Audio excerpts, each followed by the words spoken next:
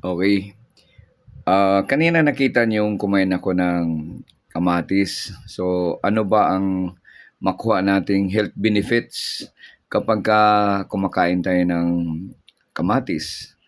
So, sa daming, magandang maidulot nito sa katawan natin, isa sa dami niyang nutritional profile. Kasali na diyan ang vitamins, antioxidants, and fiber.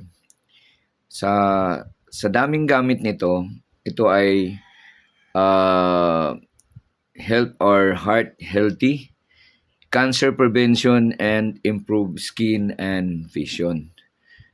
Okay, so kung gusto nating mag-specific kung bakit nakakabuti yan sa puso natin, heart health, tomatoes are good source of potassium and lycopene. Both of which can contribute a cardiovascular health by helping to regulate blood pressure and potentially lower.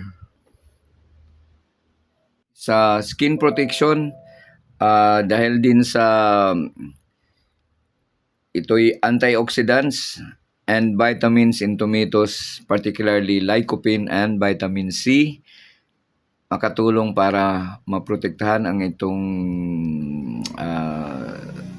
skin from sunburn and promote a healthy complexion. So high para naman sa mata, tomatoes contains carotenoids like lutein and zeaxanthin, which are important to maintaining healthy vision and may help protect against age-related macular degeneration and cataracts. Okay? So napakagandang